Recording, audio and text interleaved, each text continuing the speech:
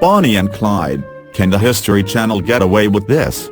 To even think about watching the History Channel's Bonnie and Clyde, you must first accept two unfortunate truths. Yes, they really made this, and no, at this point in the production cycle, you can't do anything to stop it. What potential viewers must decide, much as they did for NBC's Live Sound of Music last week, is exactly what level of desecration they're willing to see visited upon a beloved classic. Is your good sense often overruled by displays of beautiful costumes and a good old-fashioned car chase? Then yes, this is the remake for you. But if you're a fan of the 1967 film starring Warren Beatty and Faye Dunaway, stay away. And if you have even a passing familiarity with the real-life story of Clyde, Barrow and Bonnie Parker, stay far, far away. The History Channel's strategy here is to make it as difficult as possible to avoid watching this version. Airing in 2 parts across Sunday and Monday nights, Bonnie and Clyde is taking over 3 networks: History, A&E and Lifetime.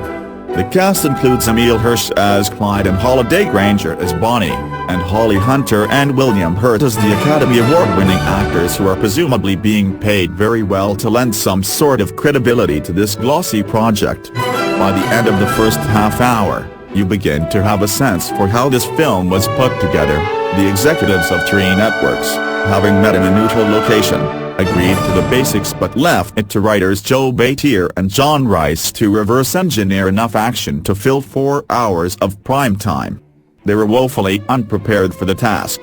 Everything in this movie has been done better somewhere else. We have so many good examples of films and TV series that digest the Depression-era's crime waves: The Untouchables, the original Bonnie and Clyde, Public Enemies, Boardwalk Empire, that it's impossible not to make comparisons that tend poorly for this remake, no matter how pretty the costumes are. But the production isn't even content to confine its thefts to the appropriate era. There's what the writers probably hoped was a charming scene in which Clyde, flush with the money from his first robbery, walks into a fancy clothing store, looking to spend it. A saleswoman takes a look at his farm duds, sniffs her nose and asks him to please not get his grubby hands all over her silks. It's Julia Roberts on Rodeo Drive all over again, but instead of giving the clerk her comeuppance, big mistake. Huge, he waits until dark and breaks in, to steal the 5 shirts he wanted.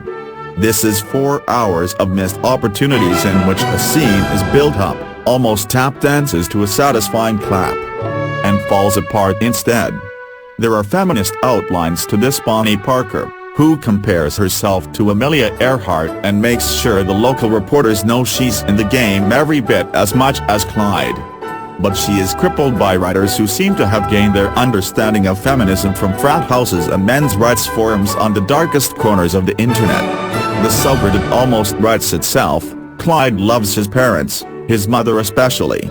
It's just that the woman he loves, the woman he's sought since childhood, goads him into this life of crime. She's a vixen who flounces around in her silken lingerie, gets turned on by car chases and friend-zones the local sheriff. "I've got enough damn friends," he says, shortly after she turns him down. This Bonnie is a rejected actress who just wants to make a name for herself somehow, and Clyde is too smitten to notice that she doesn't love him nearly as much as he loves her. "I'm not afraid of a commitment," Clyde tells Bonnie at one point. "I ain't afraid of making a baby." She grimaces. There are threads that could have saved the film: Elizabeth Reeser as the journalist who latches onto the story first, Hunter as Bonnie's severe but loving mother, Hurt as a quiet lawman drawn out of retirement to track down the robbers. With 4 hours to fill, the time was certainly available to devote to tracing these characters. Instead, the extra time is spent lingering on Hirsch and Granger, with their bad Texas accents and near-complete lack of spark. The crime here isn't that they've had the gall to remake Bonnie and Clyde, it's just that they did it so badly.